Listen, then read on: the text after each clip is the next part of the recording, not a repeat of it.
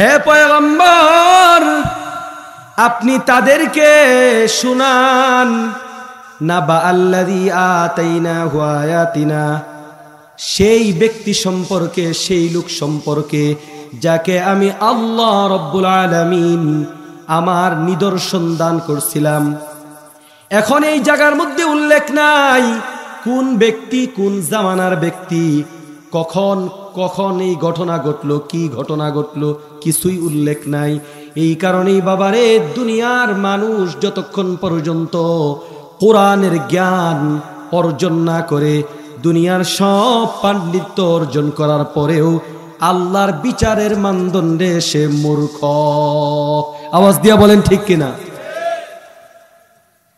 আর একটা মানুষ জাগতিক শিক্ষায় যদি শিক্ষিত হয়, কোনো বাধা নাই, সাথে সাথে যদি ইলমে ওহী কোরআনের জ্ঞান অর্জন করে, বান্দা যেন শোনায় সোহাগা হয়ে গেল।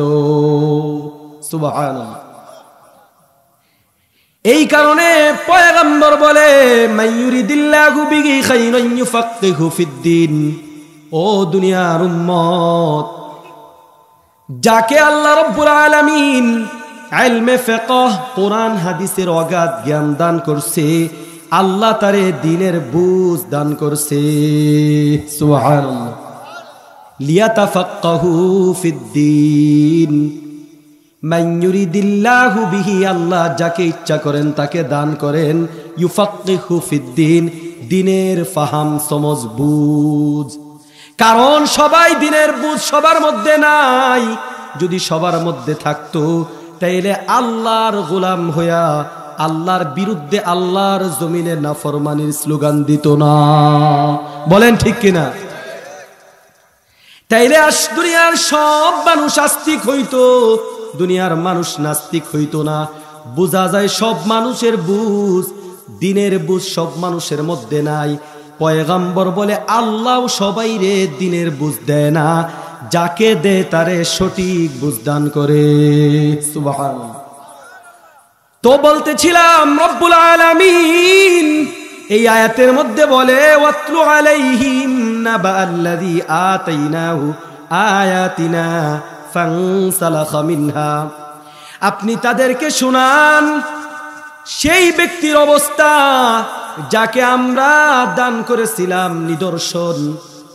এখন শাব্দিক অর্থ আসবে যাকে আমরা দান করেছিলাম।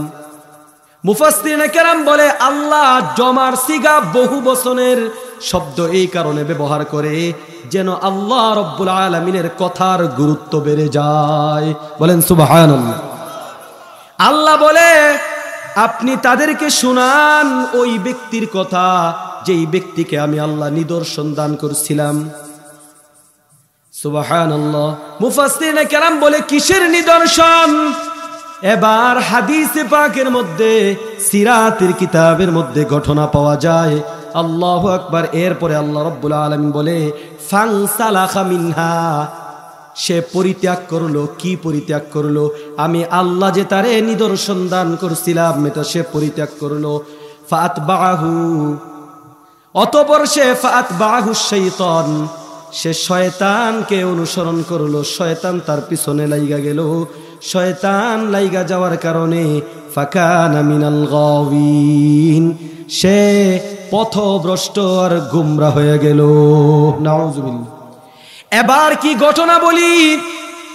সরকারে দো আলম পয়গম্বর রহমাতুল লিল আলামিন কিতাবের মধ্যে ঘটনা আসছে। রহমাতুল লিল আলামিন বলে, বানু ইসরাইল, দখলদার ইসরাইল, ফিলিস্তাইন যে দখল করছে ইসরাইলরা, এই ঘটনাটাই আয়াতের মধ্যে আছে।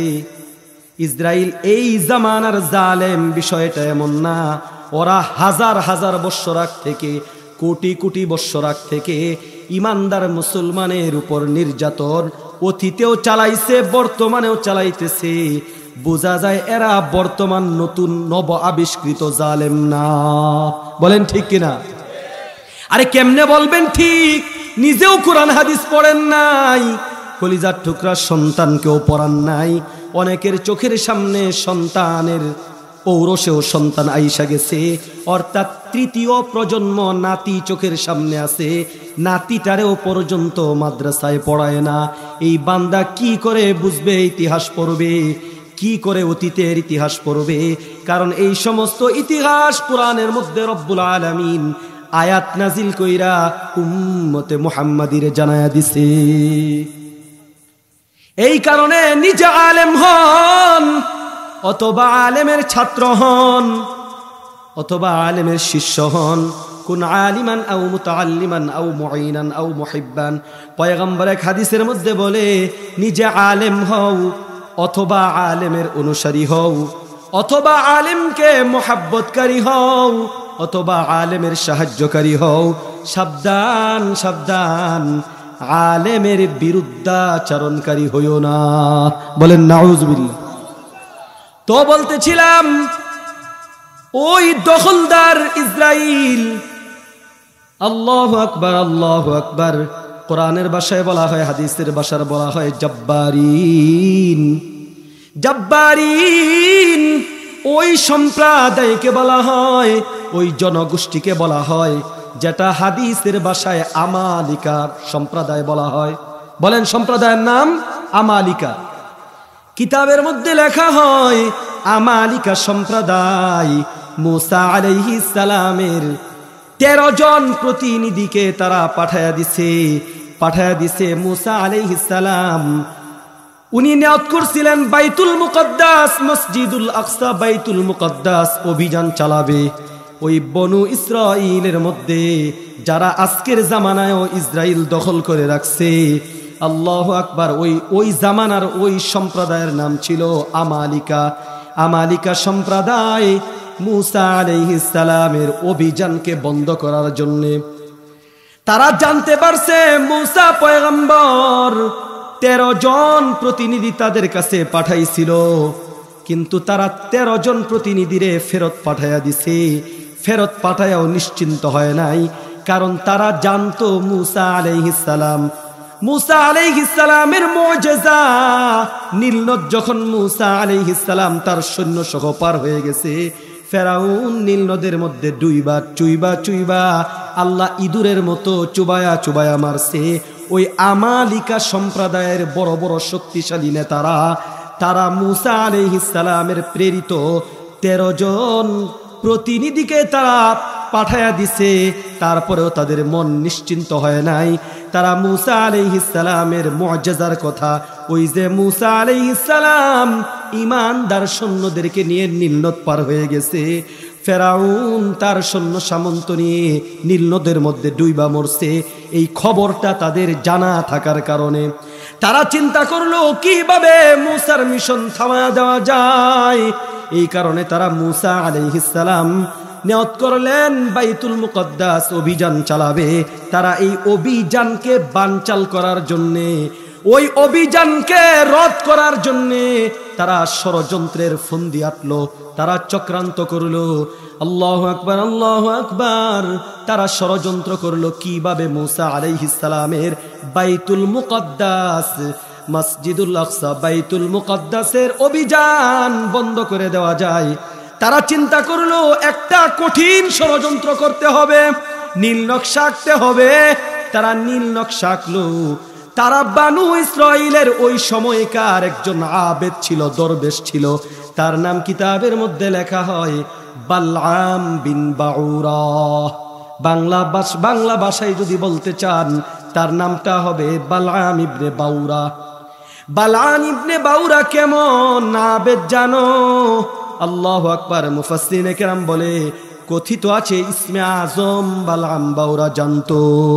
ইসমে আজম কত পাওয়ারফুল ক্ষমতা রাখে জানো?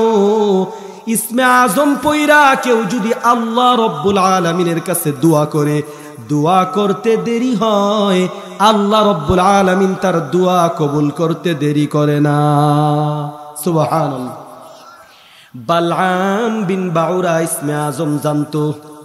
এখন আমালিকা সম্প্রদায়, ওই বালআম বাউরা সে ছিল বানু ইসরাইলের একজন আলেম। তারা গোপনে গোপনে বৈঠক করলো। বৈঠক কইরা তারা কিছু মানুষ মূল্যবান উপঢৌকন হাদিয়া তুহফা, মূল্যবান উপঢৌকন দিয়া কিছু লোক পাঠায়া দিল। ওই বানু ইসরাইলের ওই যে বড় দরবেশ, কেমন দরবেশ জানো? যেই দরবেশের নাম বালআম বিন বাউরা, সে আল্লাহর কাছে হাত তুলতে দেরি হয়, আল্লাহ তার দোয়া কবুল করতে দেরি করে না। এখন গিয়া বালআম বিন বাউরার কাছে উপঢৌকন নিয়া, মূল্যবান উপঢৌকন, দামি উপঢৌকন নিয়া হাজির হইছে। স্ত্রী অনুরোধ করে, স্বামী আপনি তাদের উপঢৌকন গুলা গ্রহণ করেন। এই কারণে বাবারে, নারীরা অনেক ক্ষেত্রে যদি দিনের বুঝ না থাকে, পরকালের বুঝ না থাকে, তাইলে মা বোনরা দুনিয়ার অর্থের লুবি হয়। বালআম বিন বাউরার স্ত্রী বলে, স্বামী আমি আপনাকে অনুরোধ করছি, আপনি তাদের উপঢৌকন গ্রহণ করেন। স্ত্রীর অনুরোধে বালআম বাউরা তাদের ওই যে আমালিকা সম্প্রদায় যে উপঢৌকন নিয়ে আসছে, ওই আমালিকা সম্প্রদায়ের উপঢৌকন গুলা বালআম বিন বাউরা স্ত্রীর অনুরোধে গ্রহণ করছে। গ্রহণ করার পর ওই সম্প্রদায়ের লোকেরা এবার বলতেছে, ও জামানার আলেম, তুমি কি জানো কেন তোমার কাছে আমরা আসছি? আমরা আসছি মুসা পয়গম্বর, সে বাইতুল মুকদ্দাসে অভিযান চালাবে, কি করে তার অভিযানটারে ঠেকানো যায়? বলেন নাউজুবিল্লাহ। বলে তুমি আমাদেরকে পথ বইলা দাও, কিভাবে তার অভিযান রদ করা যায়, অভিযানটাকে বাতিল করা যায়, অভিযানটা যেন ভালোভাবে চালাইতে না পারে, সে যেন বাইতুল মুকদ্দাস অভিমুখে অভিযান চালাইতে না পারে। যদি তুমি আমাদেরকে বুদ্ধি পরামর্শ দাও, আমাদেরকে রাস্তা বাতায়া দাও, তাইলে আরো বেশি উপঢৌকন তোমাকে দিব। এবার অনেক পীড়াপিড়ির কারণে ভালো করে বুঝার চেষ্টা করবেন, এটা কল্প কাহিনী না বাবারে, এটা কোরআনের ঘটনা, ওয়াকিয়া। আল্লাহ বলে কোরআনের ঘটনার থেকে মানুষের শিক্ষা আছে। কারণ আপনার আমার বোন, আপনার আমার মা, এরা যদি দিনদার না হয়, এরাও কিন্তু দুনিয়ার লোভের কারণে নিজের ঘরে বৈধ স্বামী রাইখা হাজার পর পুরুষের সাথে পরকীয়ার প্রেমের মতো গুনাহ করবে। জোরে বলেন নাউজুবিল্লাহ। সমাজে বাস্তবতা আছে না নাই? কেন কেন? একটা মাত্র কারণ, আল্লাহর ভয় নাই ওই মায়ের অন্তরের মধ্যে, ওই বোনের অন্তরের মধ্যে। কবরের ভয় না থাকার কারণে আল্লাহর বিচারের আদালতের কাঠগড়ার সামনে দাঁড়ায় হিসাব দেওয়া লাগবে। এই ভয় না থাকার কারণে নিজের সুন্দর স্বামী থাকার পরেও পর নারীর সাথে, পর পুরুষের সাথে পরকীয়ায় আক্রান্ত হয় কি হয় না? তো এই কারণে বালআম বাউরা, কিতাবের মধ্যে লেখা হয়, বালআম বাউরা প্রথম তাদের উপঢৌকন গ্রহণ করতে চায় নাই। এবার স্ত্রী এত মূল্যবান উপঢৌকন দেইকা স্ত্রী বলে, আপনি গ্রহণ করেন। এবার স্ত্রীর অনুরোধে বালআম বাউরা উপঢৌকন গুলা গ্রহণ করছে। গ্রহণ করার পর এবার আমালিকা সম্প্রদায় বালআম বাউরারে বলতেছে, ওই যে মুসা পয়গম্বর বাইতুল মুকদ্দাসে অভিযান চালাইতে চায়, কি করলে আমাদেরকে বাতলিয়ে দাও, আমাদেরকে পরামর্শ দাও, কি করলে মুসা পয়গম্বরের অভিযান বাতিল করা যায়। এবার বালআম বাউরা ডাক দিয়া বলে, তাহলে একটা কাজ করো, আমি মুসা পয়গম্বরের বিরুদ্ধে দোয়া করব, নাউজুবিল্লাহ। তোমরা আমার সাথে সবাই দোয়ায় শামিল হও। এবার বালআম বিন বাউরা মুসা পয়গম্বরের বিরুদ্ধে যখন হাত তুইলা দোয়া করা শুরু করছে, আল্লাহু আকবার, আল্লাহু আকবার। মুসা পয়গম্বর যখন মুসা পয়গম্বরের বিরুদ্ধে হাত তুইলা দোয়া শুরু করছে, তার জিহ্বা দিয়ে আল্লাহ আমালিকা সম্প্রদায়ের বিরুদ্ধে দোয়া বাহির করায় দিছে। বলেন সুবহানাল্লাহ।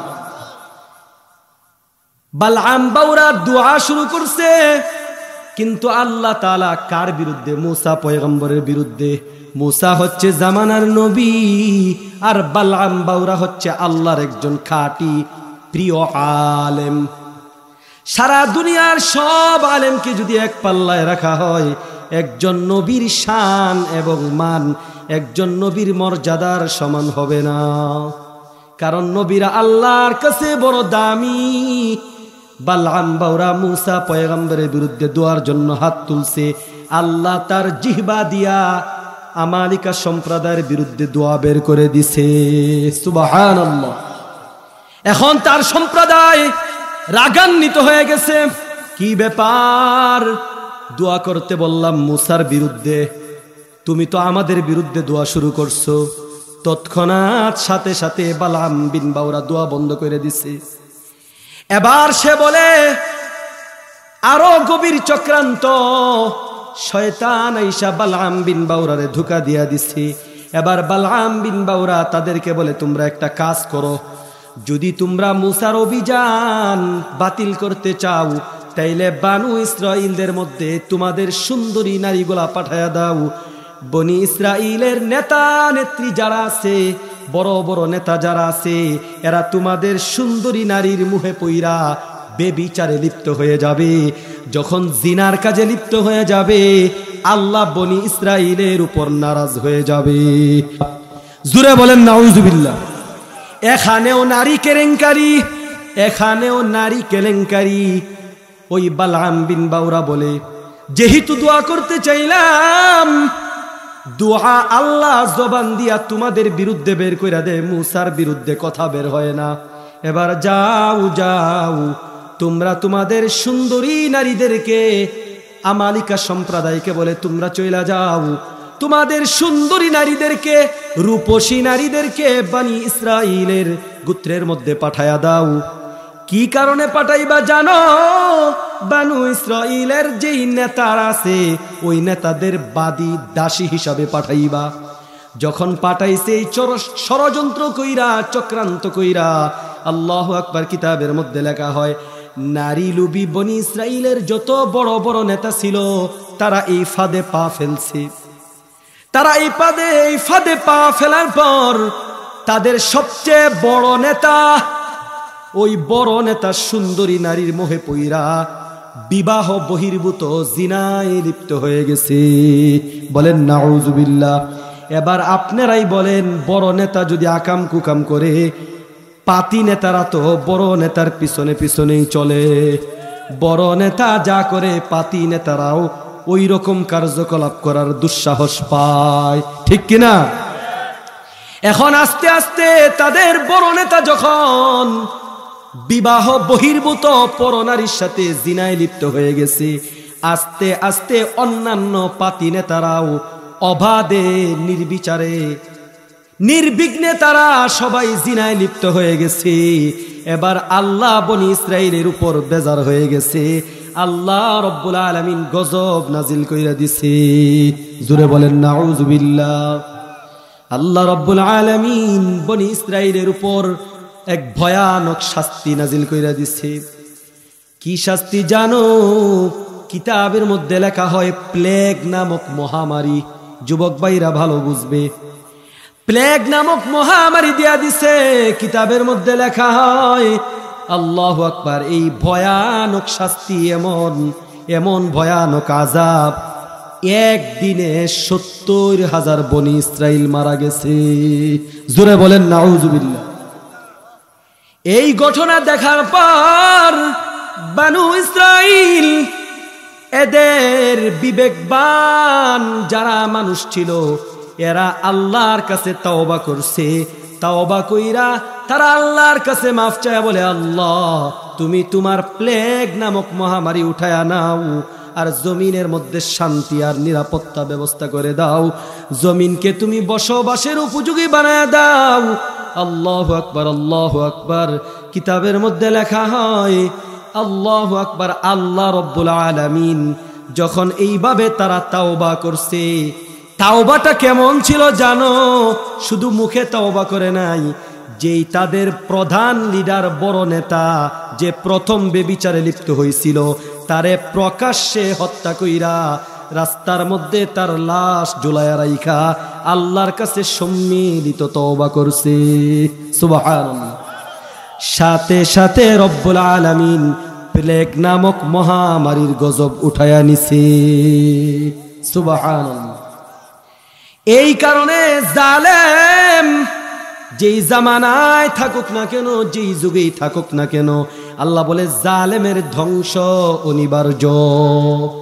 অতএব সাবধান সাবধান তামাম দুনিয়ার মুসলমান, তোমরা যতই ভয় পাও না কেন, তোমাদের অন্তরে যদি আল্লাহর ভয় থাকে, অবশ্যই অবশ্যই বাইতুল মুকদ্দাস আল্লাহ রাব্বুল আলামিন নিশ্চিত রূপে ঈমানদারদের হাতে আবার ফিরাইয়া দিবে।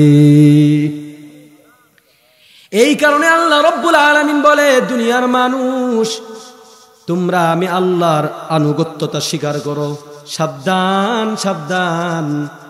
লাআনাহুল্লাহ ওয়া ক্বালা লা আত্তাখিযান্না মিন ইবাদিকা নাসীবাম মাফরুদা।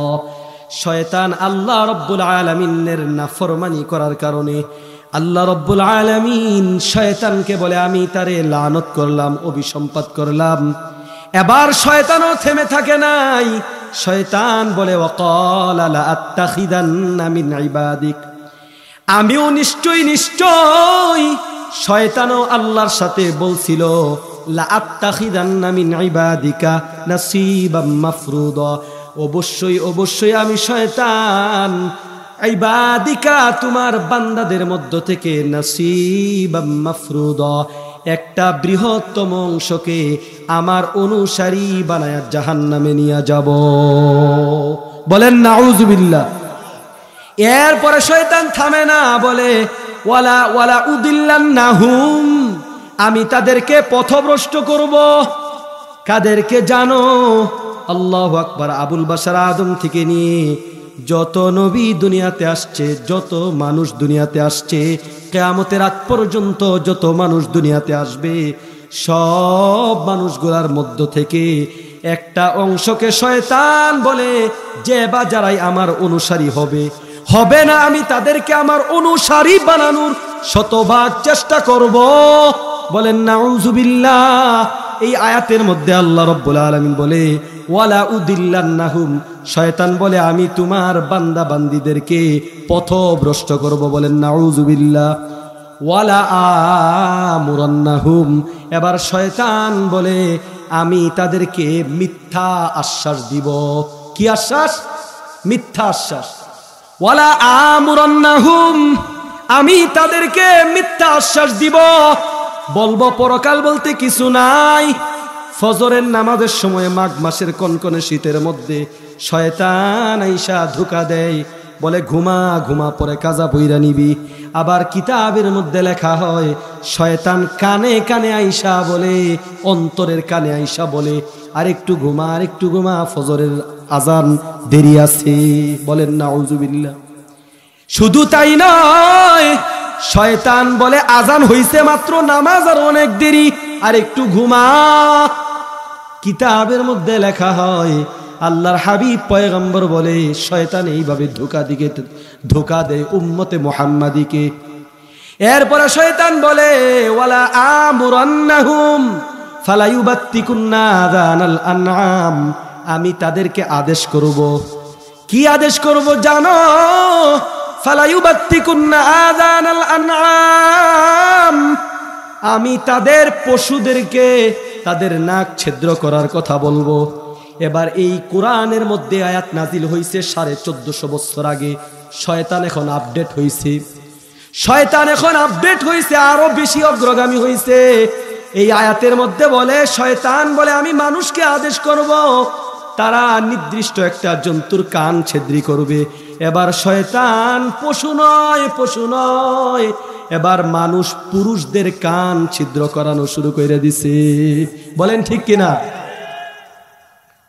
এবার শয়তান আপডেট হইছে, এখন পুরুষ নারীর বেশভূষা গ্রহণ করে। এই আয়াতের শেষ দিয়ে আল্লাহ রাব্বুল আলামিন বলে, দেখো শয়তান আমার সাথে কি কি ওয়াদা কইরা গেছে, শয়তান কি কি আমার সাথে তর্ক বিতর্ক কইরা আমি আল্লাহ রাব্বুল আলামিনের কাছে। আল্লাহু আকবার, আল্লাহু আকবার। আল্লাহ বলে, শয়তান প্রতিজ্ঞা করে গেছে আমার বান্দা বান্দীদেরকে জাহান্নামী বানাবে। এরপরে শয়তান কি করবে? ওয়ালা আমুরান্নাহুম, আল্লাহু আকবার, ফালা ইউবাত্তিকুন্না আযানাল আনআম, ওয়ালা আমুরান্নাহুম ফালা ইউগাইয়িরুন্না খালকাল্লাহ। এবার শয়তান বলে আমি তোমার বান্দাদের সৃষ্টির মধ্যে বিকৃতি ঘটাবো। বলেন নাউযুবিল্লাহ। ফালা ইউগাইয়িরুন্না খালকাল্লাহ। শয়তান বলে আমি তাদেরকে আদেশ করব তারা তোমার সৃষ্টির মধ্যে পরিবর্তন ঘটাবে। আজকের জামানায় 2024 সালে যদি একটা বাংলাদেশ নামক রাষ্ট্রের মানচিত্রের মধ্যে সংসদীয়ভাবে আইন পাশ করতে চায়, আল্লাহর জমিনে আল্লাহর নাফরমানেরা ব্যক্তি স্বাধীনতার নামে তারা বলে কেউ যদি বাহ্যিকভাবে পুরুষ হয়, তার মধ্যে যদি নারীর অঙ্গ ভঙ্গি থাকে, অথবা সে যদি ভিতরে ভিতরে নারী ফিল করে, তাইলে সমাজে তারে নারীর অধিকার দেওয়া লাগবে। আওয়াজ দিয়া বলেন নাউযুবিল্লাহ। শুধু তাই নয়, এবার পশ্চিমা বিশ্বের যদি তাকান, তাদের দিকে তাকায়া দেখবেন তারা নারী হইয়া পুরুষ হইতে চায়। শয়তান তো আল্লাহর কাছে ওয়াদা কইরাইছে ওয়ালা আমুরান্নাহুম ফালা ইউগাইয়িরুন্না খালকাল্লাহ। আমি তোমার বান্দা বান্দীদেরকে আদেশ করব ফালা ইউগাইয়িরুন্না খালকাল্লাহ, তারা তোমার সৃষ্টির মধ্যে বিকৃতি ঘটাবে। বলেন নাউযুবিল্লাহ। আপনি পশ্চিমা বিশ্বের যদি তাকান, তারা এখন অপারেশনের মাধ্যমে পুরুষ লিঙ্গ কর্তন করে তারা কৃত্রিমভাবে নারীর জরায়ু তারা এরকম ভাবে নিজের মধ্যে লাগাইতেছে। বলেন নাউযুবিল্লাহ। শুধু তাই নয়, নারীরা তাদের বাহুর থেকে গোশত নিয়ে, আমাদের বাংলাদেশের একজন প্রখ্যাত আলেমে দ্বীন আল্লামা নুরুল ইসলাম অলিপুরি দামাত বারাকাতুহু তিনি বলেন, ওনার এক বন্ধু মেডিকেল ডক্টর, তিনি বলছেন পশ্চিমা বিশ্বের মধ্যে তারা শয়তানের এত অনুসারী হয়েছে, চিকিৎসার নামে তারা আল্লাহর সৃষ্টির বিকৃতি ঘটানো শুরু করে দিছে। কত বড় নাফরমান জানো, আল্লাহ তারে পুরুষ লিঙ্গ দিয়া পুরুষ বানায় দুনিয়াতে পাঠাইছে।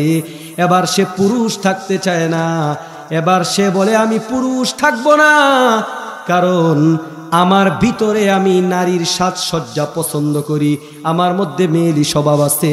আল্লাহর নাফরমান বেঈমানেরা এখন অস্ত্র পাচার কইরা তারা রানের বাহুর গোশতর চামড়া নিয়া তাদের ওই মহিলারা কপাল পুরা মহিলারা তারা নিজের জরায়ুর মধ্যে কৃত্রিম প্রজনন যন্ত্র নাউযুবিল্লাহি মিন যালিক পুরুষাঙ্গ তারা বানানোর চেষ্টা করতেছে।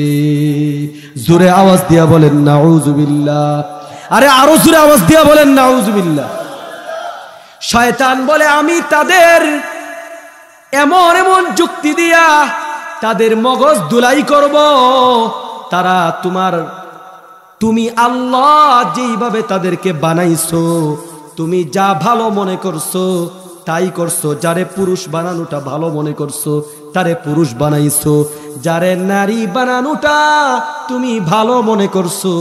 আল্লাহ রাব্বুল আলামিন বলে ইয়াহাবু লিমান ইয়াশাউ ইনাসাউ ওয়া ইয়াহাবু লিমান ইয়াশাউ যুকুর ওয়া ইয়াজআলু মান ইয়াশাউ আকিমা।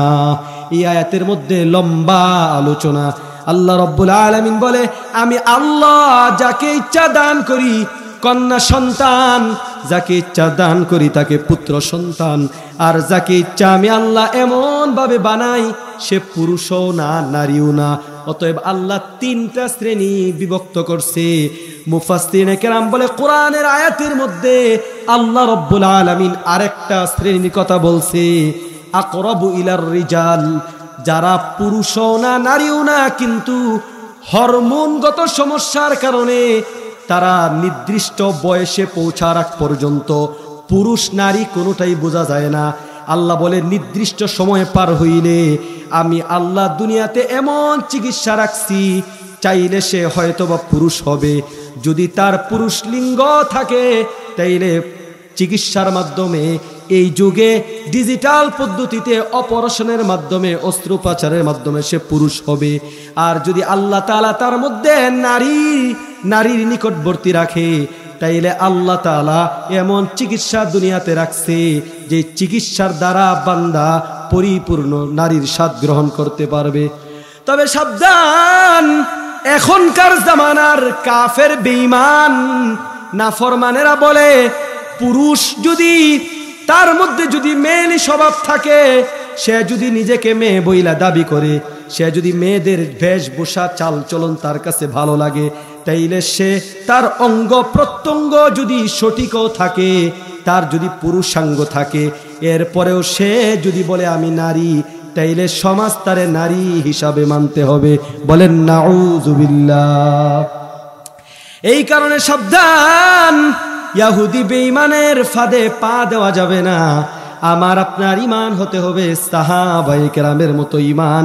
আর ঈমান যদি মজবুত না হয়, তাহলে এই জামানার মুসলমান পৃথিবীর প্রতিটা জনপদে কাফের বেঈমানের কাছে লাঞ্ছিত হওয়ার একটা মাত্র কারণ, তাদের অন্তরের মধ্যে মাখলুকের ভয় ঢুইকা গেছে, খালেকের ভয় অন্তর থেকে চলে গেছে। বলেন ঠিক কিনা? আল্লাহর ভয় অন্তরে না থাকার কারণে, মানুষের ভয় অন্তরে ঢোকার কারণে আল্লাহ মানুষ দিয়া মানুষ ইমানদারদেরকে পৃথিবীর জনপদে পদে লাঞ্ছিত করতেছে। সাহাবীদের ঈমান কেমন ঈমান জানো? আল্লাহু আকবার, আল্লাহু আকবার। কিতাবের মধ্যে লেখা হয় সরকারে দো আলম রহমাতুল লিল আলামিন, সরকারে দো আলম পয়গম্বর আমার আপনার নবী হাবিবে কিবরিয়া আশরাফুল আম্বিয়া মুহাম্মাদুর রাসূলুল্লাহ সাল্লাল্লাহু আলাইহি ওয়াসাল্লাম, মুহাম্মদ সাল্লাল্লাহু আলাইহি ওয়াসাল্লামের চাচা হামজা রাদিয়াল্লাহু তাআলা আনহু উহুদের যুদ্ধে শাহাদাত বরণ করে। কোন যুদ্ধে? উহুদের যুদ্ধে পয়গম্বরের সাহাবী হামজা রাদিয়াল্লাহু তাআলা আনহু শাহাদাত বরণ করে। আল্লাহু আকবার। উহুদের যুদ্ধে যখন শেষ হয়ে গেছে, সাহাবায়ে কেরাম শহীদদের লাশ শনাক্ত করবে। এমন সময় সাহাবায়ে কেরাম তাকায়া দেখে হামজা রাদিয়াল্লাহু তাআলা আনহুর দেহটা ক্ষত বিক্ষত করে ফেলছে কাফেরেরা। এমন কি কিতাবের মধ্যে লেখা হয় হামজা রাদিয়াল্লাহু তাআলা আনহুর নাক কান এমন কি চোখ পর্যন্ত, এমন কি কলিজাটা কাফেররা বের কইরা টুকরা টুকরা করে ফেলছে। জোরে আওয়াজ দিয়া বলেন নাউযুবিল্লাহ। এমন হৃদয় বিদারক মর্মান্তিক দৃশ্য দেখার পর আল্লাহু আকবার, আল্লাহু আকবার, চতুর্দিকে খবর ছড়ায় গেছে। আল্লাহু আকবার। হামজা রাদিয়াল্লাহু তাআলা আনহুর বোন সাফিয়া রাদিয়াল্লাহু তাআলা আনহা, ও মা ভালো করে শুনবেন, বুঝার চেষ্টা করবেন। আপনিও একজন সন্তানের মা, আপনিও একজনের বোন, আপনিও কোনো না কোনো পুরুষের বিবি। সাহাবায়ে কেরাম রাদিয়াল্লাহু তাআলা আনহুর জামানায় তারাও তো, ওই নারীরাও তো কারো মা ছিল, কারো বোন ছিল, কারো বোন ছিল, কারো মা ছিল, কারো বউ ছিল, বিবি ছিল। আপনারাও বিবি, তাদের আমল আর আপনাদের আমল গভীর রাতে বালিশের সাথে মাথা লাগায় চিন্তা কইরা দেখবেন। আপনিও তো নিজেকে ইমানদার মুমিন মুসলিম নারী বইলা দাবি করেন, তারাও তো মুসলিম নারী ছিল। এই ঘটনা ভালো করে শোনার চেষ্টা করবেন। হামজা রাদিয়াল্লাহু তাআলা আনহুর কলিজাটা কাফেররা বের কইরা ফেলছে, নাক কেটে ফেলছে, কান কেটে ফেলছে। তার বোন সুফিয়া রাদিয়াল্লাহু তাআলা আনহা এই খবর পাওয়ার পর দৌড়ায়া আসছে, আল্লাহু আকবার, আল্লাহু আকবার, ভাইয়ের লাশ দেখার জন্য উহুদের ময়দানে দৌড়ায়া আসতেছে। পথিমধ্যে সাহাবায়ে কেরাম দেখে একটা মহিলা দৌড়ায় আসতেছে। আল্লাহু আকবার। পয়গম্বর রাহমাতুল লিল আলামিন, পয়গম্বরের কাছে সাহাবায়ে কেরাম বলে এক মহিলা আসতেছে। পয়গম্বর মহিলাকে, পয়গম্বর জানতে চায় মহিলাটাকে। সাহাবায়ে কেরাম বলে আপনার চাচার আপন বোন। সুবহানাল্লাহ। আল্লাহর হাবিব পয়গম্বর রাহমাতুল লিল আলামিন জুবায়ের রাদিয়াল্লাহু তাআলা আনহু নামক সাহাবী তারে বলে ওই মহিলাকে তুমি আসতে নিষেধ করো। কেন জানো? কেন? মা বোনদের অন্তর বড় নরম হয়, তারা ভীতু হয়। এই কারণে পয়গম্বর বলে তার ভাইয়ের লাশ এমন অবস্থায় যদি দেখে, সে এই হৃদয় বিদারক মারমান্ত্রিক দৃশ্যটা সইতে পারবে না। জুবায়েরকে জানো? জুবায়ের হচ্ছে সাফিয়া রাদিয়াল্লাহু তাআলা আনহার গর্ভের সন্তান। পয়গম্বর জুবায়ের রাদিয়াল্লাহু তাআলা আনহুকে বলে, তুমি তোমার মাকে বলো তোমার মামার হৃদয় বিদারক দৃশ্যটা যেন দেখতে না যায়। এবার সাফিয়া রাদিয়াল্লাহু তাআলা আনহা কি জবাব দেয়? আল্লাহু আকবার, আল্লাহু আকবার। সাফিয়া রাদিয়াল্লাহু তাআলা আনহা জবাব দেয়, পয়গম্বর নিষেধ করছে, তবে আমি যাব না। তবে বাবারে, তুমি পয়গম্বরের কাছে গিয়া বলো, আমি সাফিয়া আগেই শুনতে পারছি আমার ভাইয়ের নাক কান কাফেররা কেটে ফেলছে, কলিজাটা বের করে ফেলছে। এটা ইসলামের জন্য তেমন বড় কোনো ত্যাগ না। সুবহানাল্লাহ। কি জবাব দেয়? আমার আপনার মা বোন যদি হইতো, তাইলে বলতো যুদ্ধের দরকার নাই, প্রতিশোধের নেশায় বিভোর হইয়া যাইত আর আর্তনাদ করতো, আল্লাহরে বলতো, আল্লাহ দুনিয়ায় কোনো মানুষ বুঝি পাও নাই, আমার বাইটারেই তুমি নিয়ে আনিলা, বলতো কিনা? কিন্তু হামজা রাদিয়াল্লাহু তাআলা আনহুর বোন ঈমান দীপ্ত নারী, ঈমানদার নারী, কত চমৎকার জবাব দেয়। বলে, আল্লাহর হাবিবকে গিয়া বলো, আমার ভাইয়ের কলিজা কাফেররা বের করে ফেলছে, আমার ভাইয়ের নাক কান কেটে ফেলছে, আমি শুনতে পারছি আল্লাহর রাস্তায়, এটা তেমন বড় কোনো কুরবানি না। আমি আল্লাহর কাছে শুকর আদায় করব, ধৈর্য ধারণ করব।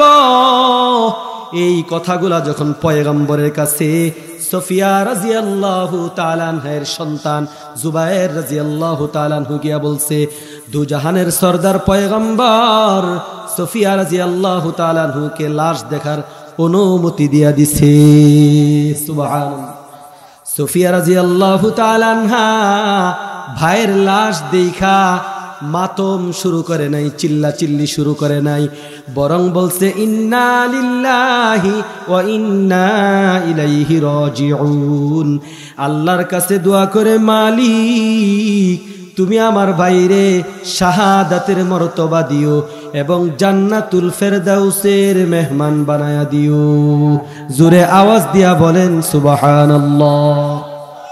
এবার কিতাবের মধ্যে লেখা হয়, সাফিয়া রাদিয়াল্লাহু তাআলা আনহা যখন শুনতে পারছে ভাই শাহাদাত বরণ করছে, সাফিয়া রাদিয়াল্লাহু তাআলা আনহা দুইটা কাপড় নিয়ে আসছিলেন কাফন পরানোর জন্য। আহারে সাহাবায়ে কেরাম, ইসলামের জন্য, দ্বীনের জন্য কতটুকু ত্যাগ স্বীকার করছে। এই সমস্ত ঘটনা যদি আপনি অন্তরের কান দিয়া, হৃদয়ের কান দিয়া শ্রবণ করেন, তাইলে বুঝতে পারবেন তারা জীবনের প্রতিটা ক্ষেত্রে কেমন ত্যাগ আর কুরবানি করছে। রাদিয়াল্লাহু তাআলা আনহা ভাইয়ের লাশ দাফন করার জন্য দুইটা কাপড় নিয়ে আসছিল। আল্লাহু আকবার।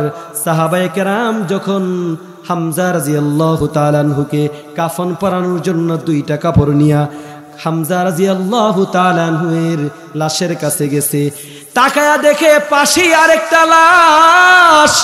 ওই লাশটা ছিল, কিতাবের মধ্যে লেখা হয়, সুহাইল রাদিয়াল্লাহু তাআলা আনহুর লাশ। কাফেররা, আল্লাহর নাফরমান দুশমনেরা সুহাইল রাদিয়াল্লাহু তাআলা আনহুকেও এমন ভাবে শহীদ করছে যা চোখ দেখলে হৃদয় সইতে পারে না। এবার সবাই পরামর্শ করছে, সেও তো একজন আনসার সাহাবী, সুহাইল রাদিয়াল্লাহু তাআলা আনহু, সেও শাহাদাত বরণ করছে। অতএব কাপড় যেহেতু দুইটা কাপড় দিয়া দুই শহীদের আমরা জানাজা পইরা দাফন কইরা কাফন পরায়া দাফন করব। সুবহানাল্লাহ। এখন দুইটা কাপড়ের মধ্যে একটা কাপড় ছিল ছোট আর একটা কাপড় লম্বা। এখন সাহাবায়ে কেরাম চিন্তায় পড়ে গেছে, দুইটা কাপড়, মানুষও দুইজন, একটা কাপড় ছোট আর একটা কাপড় বড়। এখন কি করা যায়? ছোট কাপড়টা কারে কাফন পরানো যায়, বড় কাপড়টা দিয়া কারে কাফন পরানো যায়? এখন লটারির ব্যবস্থা হইল। আল্লাহ রাব্বুল আলামিনের কি কুদরতের কারিশমা, কি কুদরতের খেলা। লটারির মধ্যে দুজাহানের সরদার রাহমাতুল লিল আলামিন পয়গম্বরের চাচার ভাগ্যে ছোট কাপড়টা আসলো। সুবহানাল্লাহ, কি আজীব ব্যাপার! দুজাহানের সরদার যারে না বানাইনে আল্লাহ আসমান জমিন বানাইতেন না, সেই নবীর চাচার ভাগ্যে লটারির মধ্যে ছোট কাপড়টা আসলো। সুবহানাল্লাহ, ছোট কাপড় দিয়া তারে কাফন পরায়া দাফন করা হইল। সুবহানাল্লাহ। এই কারণে পয়গম্বর বলে, আমার সাহাবীরা কেমন জানো?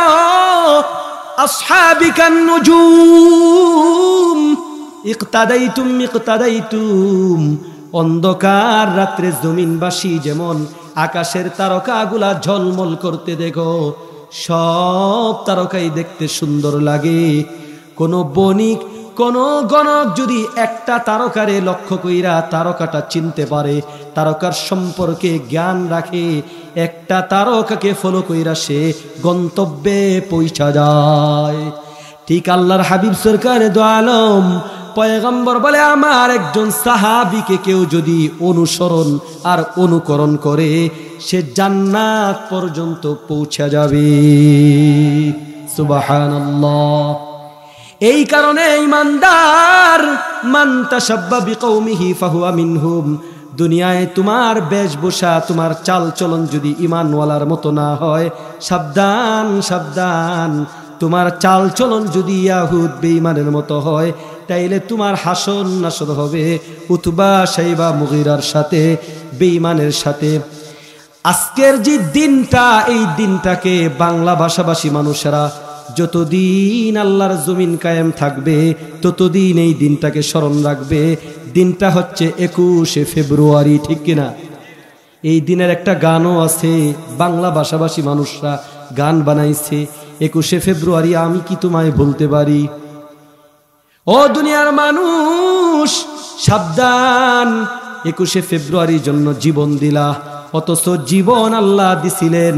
আল্লাহ বলছিলেন, আমার দেওয়া জীবনটা যদি দিতে হয় আমি আল্লাহর জন্যই দেওয়া লাগবে। কিন্তু বান্দা ভুইলা গিয়া দুনিয়ার নেতা নেত্রীর লিডারের আদেশ মানার জন্যে নিজের জীবন বিলিয়ে দিতে কুণ্ঠাবোধ করে না। এই কারণে ভাই দুস্থ বুজুর্গ আমার, আপনার যত ধরনের কৃষ্টি কালচার হবে সব হবে আল্লাহ আল্লাহর রাসূলের হুকুম অনুযায়ী। এই ভূখণ্ডটা অনেক রক্তের বিনিময়ে আমরা স্বাধীন দেশ পাইছি।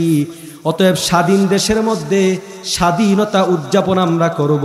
তবে সাবধান সাবধান, এই রক্তে কেনা জন্মভূমি বাংলার জন্মভূমির জমিনের মধ্যে স্বাধীনতার উৎসব পালন করতে গিয়া এমন গান বাদ্যের আয়োজন আমরা করব না যেই গান বাদ্যকে আল্লাহর রসুল হারাম বইলা আখ্যায়িত করছে। ও রক্তে কেনা বাংলায় আমার লাখো শহীদের দান, তবু কেন বন্ধু তোমার বিদেশের প্রতিটান।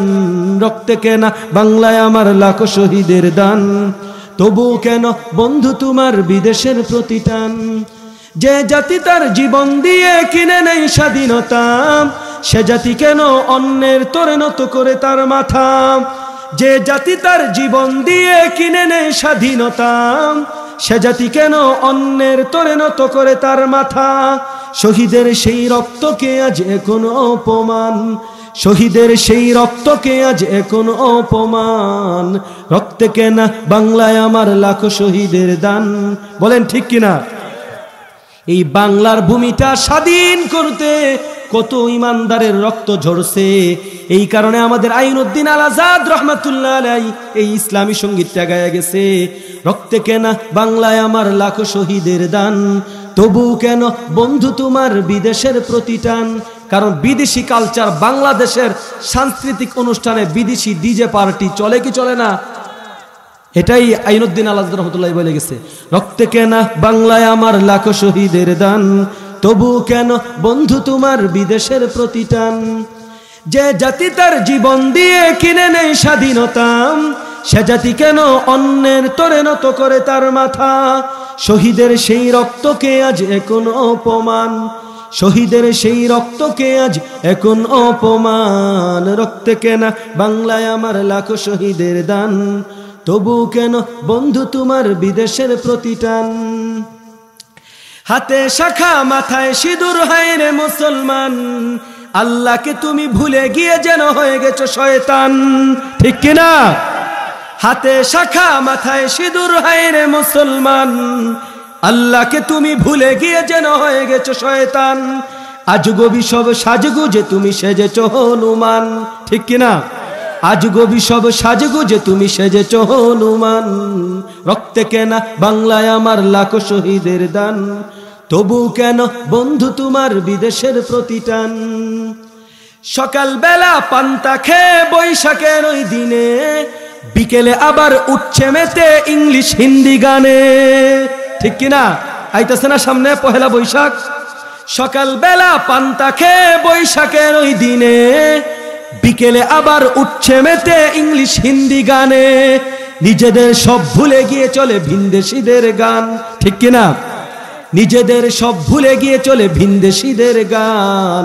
রক্তে কেনা বাংলায় আমার লাখো শহীদের দান, তবু কেন বন্ধু তোমার বিদেশের প্রতিটান?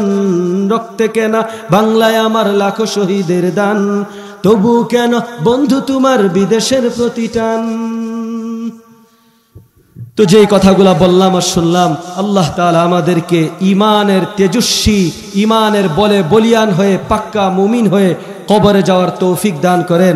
আর কবরে যাওয়ার আগে আমাদেরকে দুনিয়ার যত অমুসলিমদের কৃষ্টি কালচার আছে, আমি যতদিন জীবিত থাকব ততদিন যেন আমার আহলো ইয়াল, আমার পরিবার পরিজন যেন ইয়াহুদ নাসারার দ্বারা তাদের কৃষ্টি কালচার, তাদের সাজ সজ্জা বেশভূষা যেন গ্রহণ করতে না পারে, আমি আমার সাধ্যমতো চেষ্টা করব।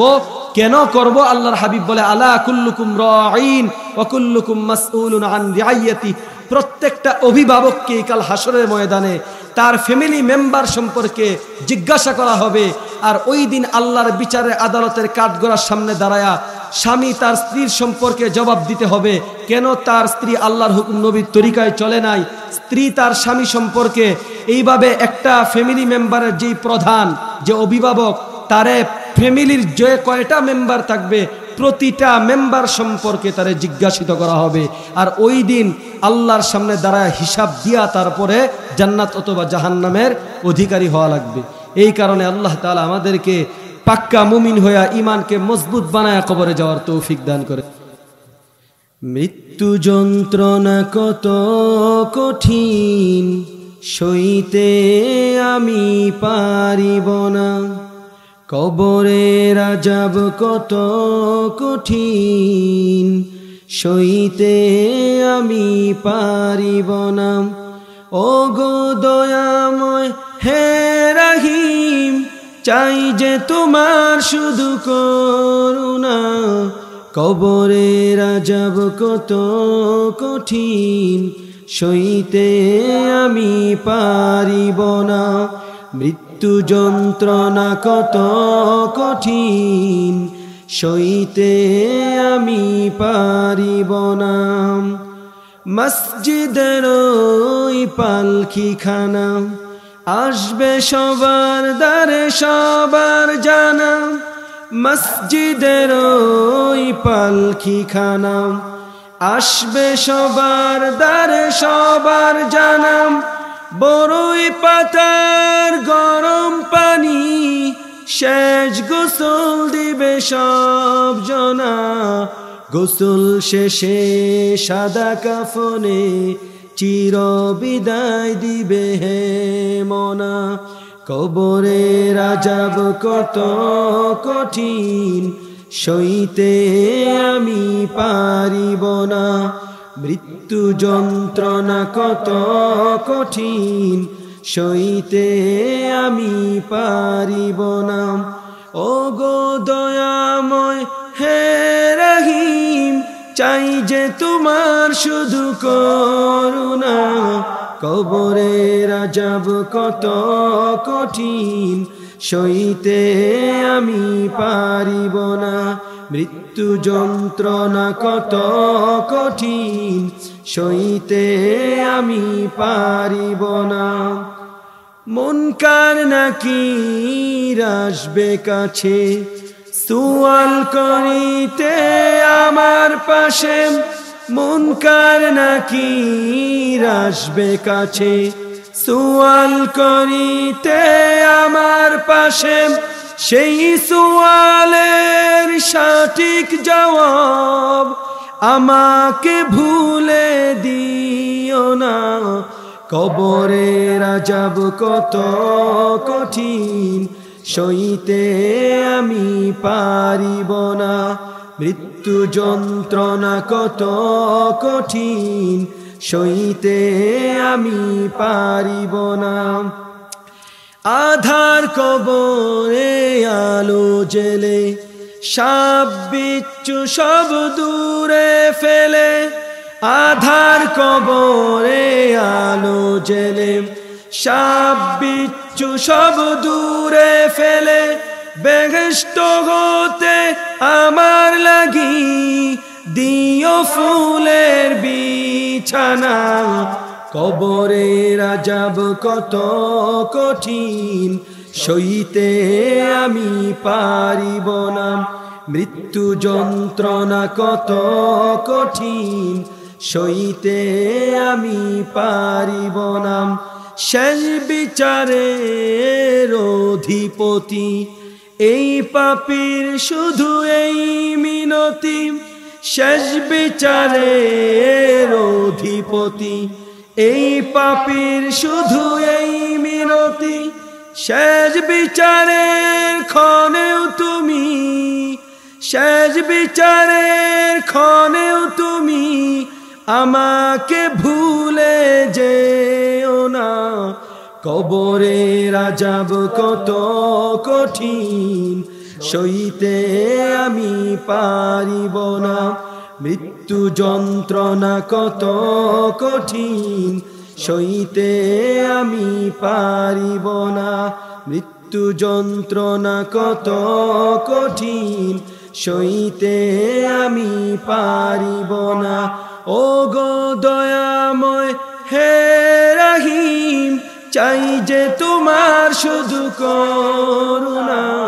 কবরের আযাব কত কঠিন, সইতে আমি পারিব না। মৃত্যু যন্ত্রণা কত কঠিন, সইতে আমি পারিব না। استغفر بني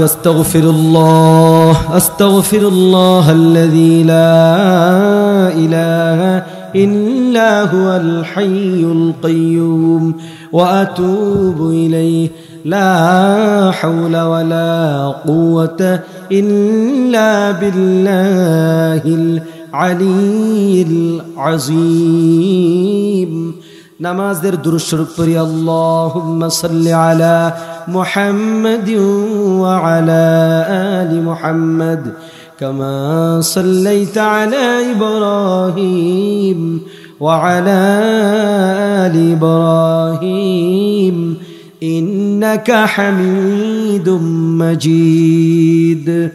আমার সাথে সবাই একটা দোয়া পড়েন, আল্লাহুম্মা বারিক লানা في رجب وشعبان وبلغنا رمضان। আবার বলেন, আল্লাহুম্মা বারিক লানা في رجب وشعبان وبلغنا رمضان। আল্লাহুম্মা হে আল্লাহ, বারিক লানা ফি রজব ওয়া শাবান, আপনি রজব এবং শাবান মাসের মধ্যে আমাদেরকে বরকত দান করেন। ওয়াবাল্লিগনা রমাদান, আমাদের হায়াতকে দীর্ঘায়িত করে রমজান পর্যন্ত পৌঁছায়া দেন। সুবহানাল্লাহ। আল্লাহর হাবিব রাহমাতুল লিল আলামিন এই দোয়াটা গত যেই চাঁদ গেছে এবং যেই চাঁদটা চলতেছে শাবানের চাঁদ, এই 2 মাসে আল্লাহর হাবিব বেশি বেশি এই দোয়াটা পড়তেন। আবার পড়েন, আল্লাহুম্মা বারিক লানা ফি রজব ওয়া শাবান ওয়া বাল্লিগনা রমাদান। আল্লাহুম্মা আমিন। রব্বানা যালামনা আনফুসানা ওয়া ইল্লাম তাগফির লানা ওয়া তারহামনা লানাকুনান্না মিনাল খাসিরিন।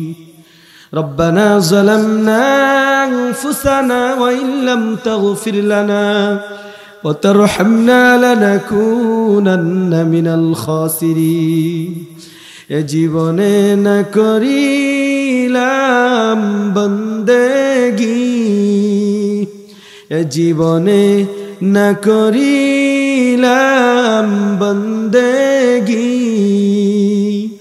গুনাহ করে কাটাইলাম জিন্দেগি গুনাহ করে কাটাইলাম জিন্দেগি তওবা করে আবার তওবা ভাঙ্গিলাম তওবা করে আবার তওবা ভাঙ্গিলাম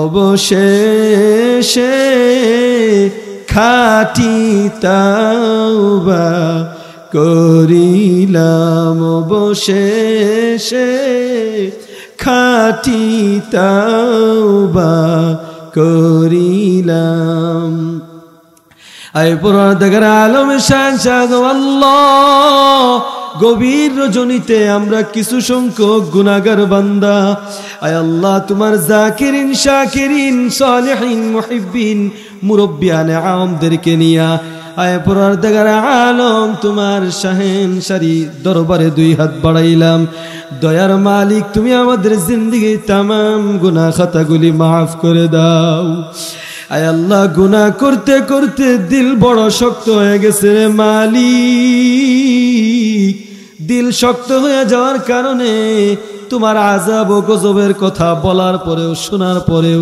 দিলের মধ্যে কম্পন হয় না চক্ষু দিয়া পানি আসে না দয়ার মালিক আল্লাহ জাহান্নামের আযাব ও গজব আমরা এক মুহূর্ত সইতে পারবো না আয় আল্লাহ জাহান্নামের আযাব ও গজবের ভয় দিলের মধ্যে ঢুকায়া দাও আয় আল্লাহ দিলটারে নরম বানায়া দাও আয় আল্লাহ তোমার আযাব ও গজবের ভয়ে বেশি বেশি কান্না করার তৌফিক দান করো আয় আল্লাহ দুনিয়ার যত ধরনের সৎ কাজ আছে আমলে সালেহ আছে সমস্ত নেক কাজের প্রতি আগ্রহ বাড়ায়া দাও আয় আল্লাহ সমস্ত গুনার কাজের প্রতি ঘৃণা জন্মায়া দাও আয় আল্লাহ কোরআনের মাহফিলের প্যান্ডেল এই মাহফিলের আয়োজন যে বা যারা করলো আয় আল্লাহ দারুন নিসা ইন্টারন্যাশনাল মাদ্রাসা কর্তৃক যে এই মাহফিলের আয়োজন করা হইল আয় আল্লাহ যারা টাকা দিয়া সময় দিয়া শ্রম দিয়া যে যেইভাবে সদকা দান খায়রাত কুরবানি করছে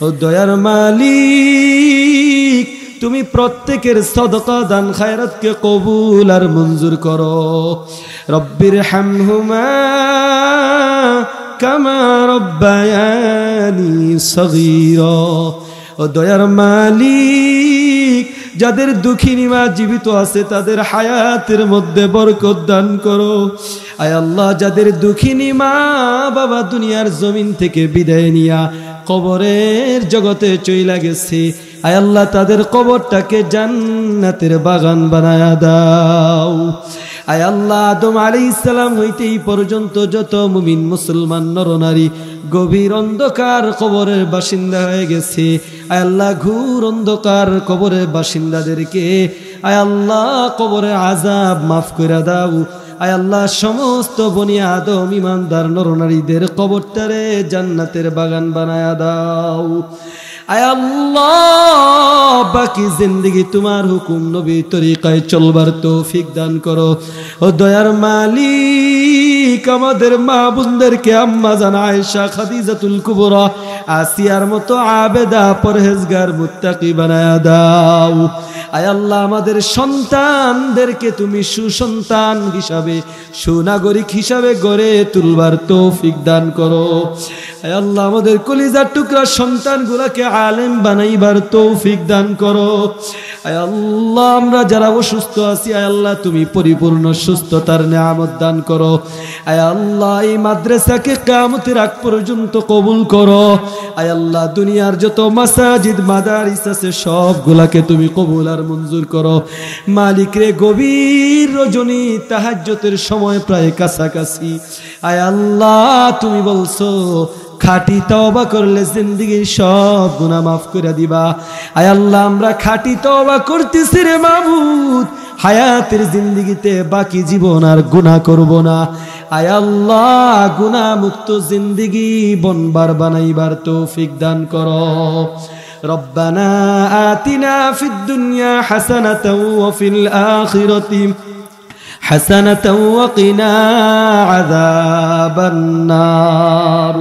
ইয়া মুকাল্লিবাল কুলুব ثبت قلبي على دينك ربنا إننا سمعنا مناديا ينادي للإيمان أن آمنوا بربكم فآمنا ربنا فاغفر لنا ذنوبنا وكفر عنا سيئاتنا وتوفنا مع الأبرار اللهم إنا نسألك الجنة وأعوذ بك من النار اللهم إني أسألك الهدى والتقى والعفاف والغنى اللهم إنا نسألك الجنة وأعوذ بك من النار يا حي يا قيوم